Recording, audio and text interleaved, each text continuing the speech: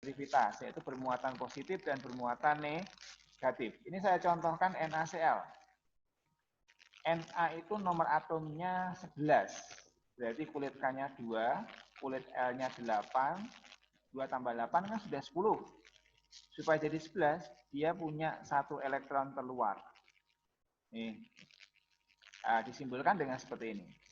Na plus. Kenapa plus? Karena dia donor proton. Dia akan membagikan 1 elektron. Daripada dia merekrut 7, ya, ngos-ngosan, dia akan membutuhkan energi yang banyak, lebih baik melepaskan 1, supaya dia stabil jadi 8. Begitu juga dengan Cl. Atom Cl itu nomor atomnya 17, berarti kulit K-nya ada 2, ini isinya 2, saya simbolkan dengan tanda X ya. Kulit L-nya ada 8, 2 tambah 8 kan sudah 10. 10 supaya jadi 17, maka dia sisanya adalah 7. 1, 2, 3, 4, 5, 6, 7.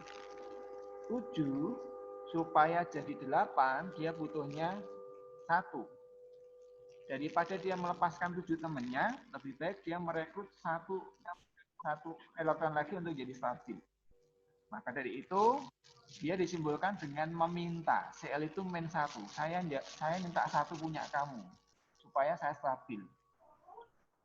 Nah, karena terjadi seperti ini, maka ikatan ionik bisa terjadi. Ada yang muatannya positif, yaitu Na, ada yang muatannya negatif, yaitu Cl. Akan menjadi Na, Ya. itu ikatannya ionik. Saya lanjut berikutnya. Ya, untuk berikutnya NaCl, kita lihat ya.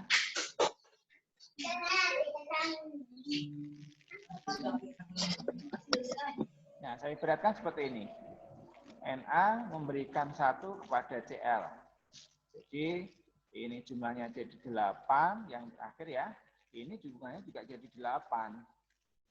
Nah, karena di sini tadi plus, di sini min, maka dia bisa bergabung menjadi ikatan ionik. Ikatan ionik bisa terjadi dengan siapa saja, Pak? Golongan 1 ketemu dengan golongan 7. Kecuali HCl. Ingat-ingat deh, golongan 1 ketemu dengan golongan 7, terus golongan 2 ketemu dengan golongan 7. Nah, ini harus dihafalkan lagi SPU-nya. Ya. Supaya kalian nanti mengerti, oh selain NaCl ada apa lagi ya? KCl bisa. Ya. Kemudian KF bisa. Itu semuanya ionik. Nah, ini berikutnya yang kedua saya berikan contoh yang CaCl2. CaCl2, Ca itu kan golongan 2A. Ya, bisa dilihat di SPU-nya. Artinya dia mempunyai 2 elektron valensi miliknya Ca. Berarti karena dia supaya stabil itu melepaskan 2 atau merekrut 6. Gitu kan? Nah, sekarang logikanya bagaimana? Pilih melepaskan 2 temannya atau dia ngos-ngosan mencari 6 temannya supaya jadi stabil. Nah, logikanya, lebih baik saya melepaskan 2 teman saya. Ya, lebih baik saya melepaskan 2, yang 1 dikasihkan di Cl yang atas, yang 1 dikasihkan di Cl yang bawah. Akan menjadi Ca, Cl-nya ada 2. Ini juga merupakan ikatan ionik. Nah, untuk yang masih salah di dalam buku resumnya nanti silakan ditambahkan sendiri. Dan saya yakin kalian pintar-pintar semua, sudah bisa mencari browsing ya, terutama yang ahli IT, kalian bisa mencari lebih banyak lagi. Saya lanjutkan. Sekarang berikutnya ikatan kovalen. Ikatan kovalen itu adalah ikatan yang terjadi ya antara 2 unsur atau lebih yang sama-sama berikatan dan saling menguntungkan. Contohnya pripun, Pak? Contohnya seperti ini. Saya punya Cl2. Cl tadi kan nomor atomnya 17, kulit K-nya 2, kulit L-nya 8, kulit M-nya 7. Nah, kita buat ini struktur dari atomnya seperti ini, ya. Ini Cl yang pertama, ini yang Cl yang kedua. Terakhirnya elektron valensinya kan 7. 1, 2, 3, 4, 5, 6, 7. Begitu juga yang sebelah kanan. 1, 2, 3, 4, 5, 6, 7. Sama-sama 7. Nah, logikanya supaya jadi 8, lebih baik merekrut 1 atau melepaskan 7. Nah, mendingan energinya kan lebih baik untuk merekrut 1 daripada melepaskan 7 temennya. Eman-eman melepaskan 7, yang mau stabil 8, kok melepaskan 7. Nah, akhirnya yang Cl sebelah kanan meminta 1 dari yang sebelah kiri, dan yang sebelah kiri juga meminta 1 yang di sebelah kanan. Nah, akhirnya ikatan ini yang dinamakan dengan pasangan elektron bersama dan sama-sama untung. Yang kanan jadi 8, yang kiri juga jadi 8. Nah, itu ikatan kovalen murni namanya, atau ikatan kovalen tunggal. Contoh yang lain masih banyak, ini ada H2, O2, HCl, CH4, dan seterusnya. Yang masih salah, di dalam contoh resumnya nanti bisa diperbaiki lagi ya. Kita lanjut sekarang, berikutnya yaitu ikatan kovalen pada NH3. NH3 ini juga seringkali disebut dengan NH4+ ya, amonia. Ini merupakan contoh dari kovalen koordinasi atau yang disebut dengan datif. Kita lihat N itu nomor atomnya 7, maka dia punya kulit K-nya 2, kulit L-nya 5. Sedangkan H itu 1, maka kulit K-nya hanya ada keisi 1 elektron. Kita lihat sekarang 7N kalau saya buat di dalam bentuk struktur Lewis ini, nah seperti ini. Ini inti atomnya, ini kulit K-nya isinya kan 2, seperti ini. Terus elektron valensinya 5, 1, 2, 3, 4, 5. Oke.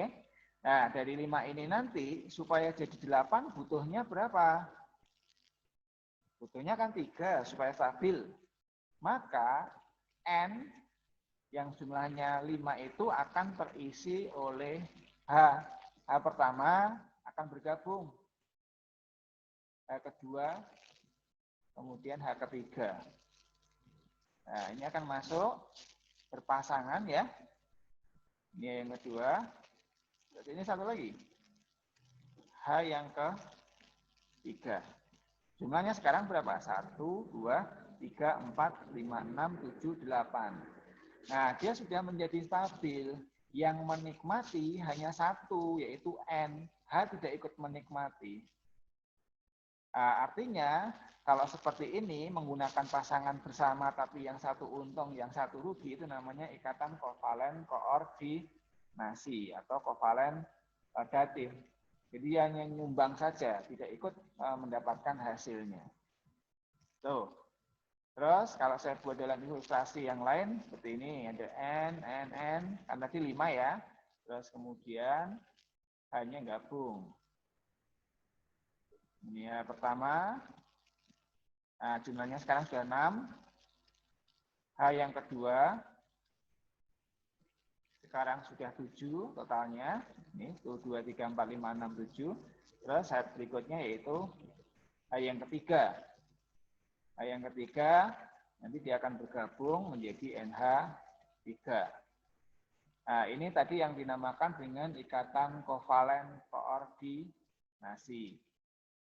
Nah, ini nama lainnya amonia atau NH4+ juga sama ya. Terus saya lanjut sekarang sifatnya. Sifat dari ikatan kovalen dan ionik. Ikatan ionik itu titik didih dan titik lelehnya tinggi dibandingkan dengan senyawa kovalen. Kalau dalam grafik, ini kalian bisa melihat ini 0 derajat sampai 1000 ya.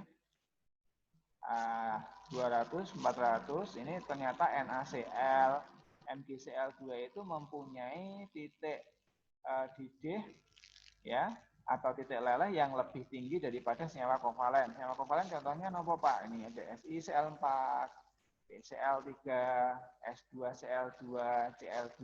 Ini merupakan contoh-contoh senyawa kovalen. Jadi itu ciri yang sifat ikatan kovalen dan ikatan ionik. Kalau dari data yang lain, dari general chemistry di Epping, ya, ini juga dia menuliskan bahwa titik leleh dari NaF ini tinggi semua ya, di atas 100 derajat Celcius ya. Ini membuktikan bahwa ikatan ionik itu memang titik lelehnya, titik didihnya tinggi. Karena untuk memutus ikatannya susah. Terus yang berikutnya yang keempat, ikatan logam. Ikatan logam ini adalah ikatan yang terjadi karena atom-atom yang mempunyai elektronegatifan rendah. Nah, ini antara logam satu dengan logam yang lain. Kemarin ada yang WA saya, kalau misalkan contohnya Fe dengan Fe boleh nggak? Boleh, karena dia sama-sama logam. Ya, nah posisinya tertata rapi seperti ini. Ini yang dinamakan dengan lautan elektron. Nah, sebetulnya sama, ada muatan positif dan juga muatan negatif. Namun bedanya kalau di sini logam dengan logam. Tapi kalau yang di ikatan ionik itu non logam dan non logam yang terjadi. Terus berikutnya sifat dari logam itu yang pertama, saya yakin kalian bisa ya mengantarkan listrik atau konduktor yang suka kesetrum atau yang suka nyetrum-nyetrum itu biasanya kalian bersifat sebagai konduktor ya. Kemudian yang kedua, mudah ditempa, kemudian bisa mengantarkan panas yang baik. Ini contoh-contoh dari logam. Nah, kalau kalian ingin memotong logam dengan cepat, itu bisa digunakan dengan cara ditempa. Dengan menempa itu akan menjadikan struktur dari muatan positifnya renggang. Jadi dia akan bengkok-bengkok seperti ini dan mudah untuk dipatahkan. Nah, jadi biasanya dipukul-pukul dulu biar elektronnya rusak atau elektronnya berpindah, kemudian dia baru diputus ataupun dipotong lebih mudah. Ini contoh yang sifatan logam. Ikatan logam ya, biasanya strukturnya besar. Contohnya besi. Kalau yang ikatan ionik strukturnya besar, contohnya natrium klorida. Kalau kovalen ini dibagi dua, ada yang kovalen sedang sama kovalen besar. Contoh kovalen banyak sekali ya. Tadi yang saya contohkan H2O juga bisa. Kalau yang kovalen besar itu contohnya berlian. Berlian